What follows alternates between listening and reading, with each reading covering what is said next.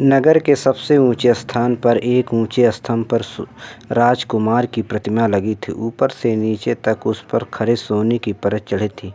आँखों के स्थान पर 2 दमकती नीलमणियाँ और तलवार की मुठ पर एक बहुत बड़ा लाल माणिक चमचमाता था। एक रात शहर में एक नन्हा अबाबिल आया। उसके मित्र 6 सप्ताह पहले मिस्र जा चुके थे। वह सारा दिन उड़ता आ रहा था, सो रात को वह शहर पहुंचा, जहां उसे ऊंचे स्तंभ पर प्रतिमा दिखाई दी। मैं वहां रहूंगा, यह बहुत अच्छी जगह है, ऐसा कहते हुए राजकुमार के पैरों के पास बैठ गया। मेरा शयन कक्ष तो सुनहरा है, चारों ओर देखते हुए उसने कहा। तभी पानी की एक बूंद उस पर गिरी। विचित्र बात है, वह चिल्लाया, आसमान में एक भी बादल नहीं तो चमक रहे हैं, और फिर बारिश भी नहीं हो रही है। अगर बारिश से भी न बचा सके तो बुद्ध किस काम का। पंख पसारते ही तीसरी बूंद भी गिरी और उसने ऊपर देखा। आह, यह क्या! सुखी राजकुमार की आंखें आंसुओं से भरी हुई थी और कुछ आंसू उसके सुनहरे गालों पर लुढ़क रहे थे। अबाबिल को उस पर दया आ गई और उसने पूछा, तुम कौन हो? मैं हूँ राजकुमार। फिर रो क्यों रहे हो? अबाबिल ने पूछा। प्रतिमा ने कहा, जब मैं जीवित था तो मैं जानता भी नहीं था कि आंसू क्या होते हैं।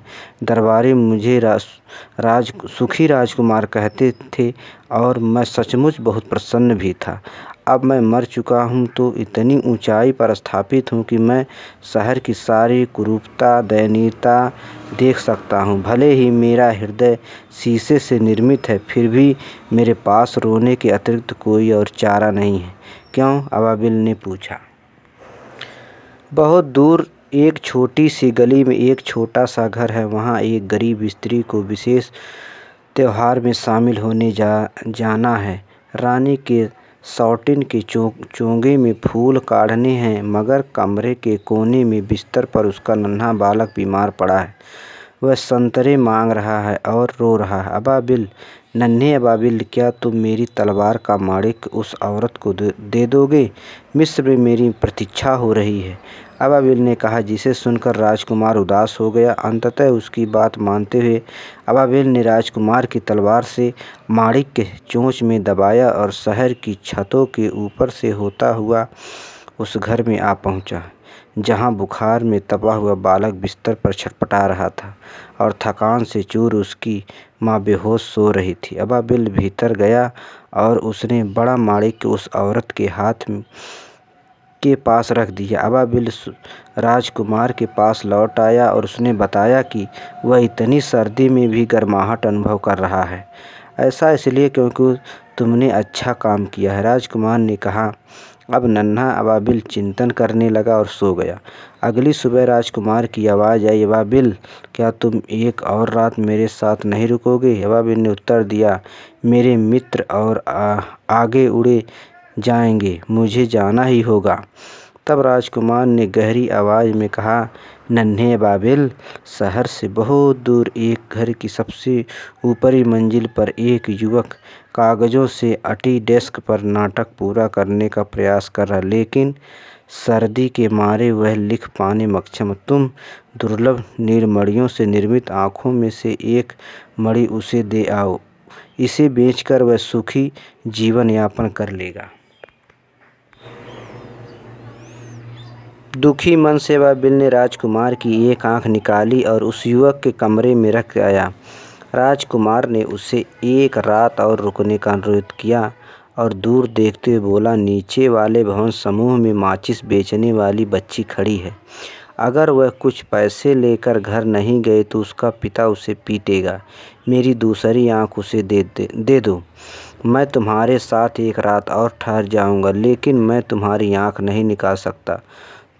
तब तो तुम बिल्कुल अंधे हो जाओगे, अबाबिल ने कहा। अबाबिल, मेरे आदेश का पालन करो। अंततः उसने राजकुमार की दूसरी आँख निकाल ली और नीलमणि सीधे बच्चे के हाथ में सरका दी। कितना सुंदर कांच का टुकड़ा है, यह तो कीमती लगता है, कहते हुए बच्ची चिल्लाई और हंसती हुई घर चली गई। अबाबिल फिर राजकुमार के पास लौट आया और बोला, अब तुम दृष्टिहीन हो गए, इसलिए मैं सदा तुम्हारे साथ रहूँगा। वह दिन भर राजकुमार के कंधे पर बैठा रहता, उसे राज्य भर की घटनाएं सुनाता और भूखे बच्चों के सफ़ेद चेहरे के बारे में बताता। इसे सुनकर राजकुमार ने कहा, मुझ पर खरे सोने की परत चढ़ी है, इसे सब गरीबों में बांट दो। राजकुमार के धूसर दिखाई देने तक अबाबिल ने खरे सोने की परत निकाली और गरीबों में बांट दी। बच्चों के चेहरे और भी गुलाबी हो गए। अब हमारे पास खाने को रोटी होगी, वे खुशी से चिल्लाए। एक रात आसमान से घने कोहरे के साथ बर्फ़ पड़ी।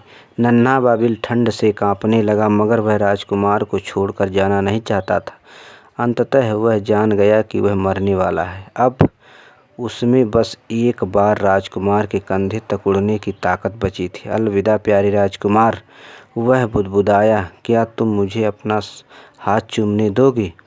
मुझे खुशी है कि तुम आखिरी मिस्र को लौट रहे हो। नन्हे अबाबिल, राजकुमार ने कहा, मैं मिस्र नहीं जा रहा हूँ। ऐसा कहकर उसने राजकुमार को चूमा और मृत गिर गया।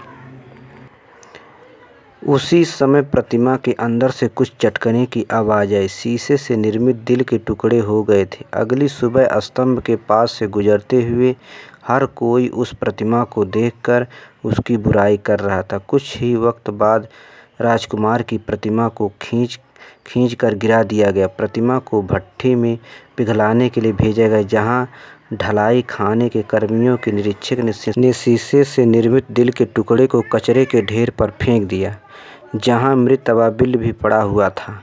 मुझे नगर से 2 अमूल्य वस्तुएं लाकर दो, परमेश्वर ने अपने देवदूत से कहा, और देवदूत ने परमेश्वर को शीशे का दिल और मृत पक्षी लाकर दे दिया। तुमने बिल्कुल सही चयन किया है, परमेश्वर ने कहा। स्वर्ग के मेरे उद्यान में यह नन्हा पक्षी सदा गाता रहेगा और मेरे स्वर्ण नगर में सुखी राजकुमार मेरा गुणगान करेगा। अगर यह कहानी आप लोगों को पसंद आई हो तो लाइक और सब्सक्राइब जरूर करिएगा। धन्यवाद।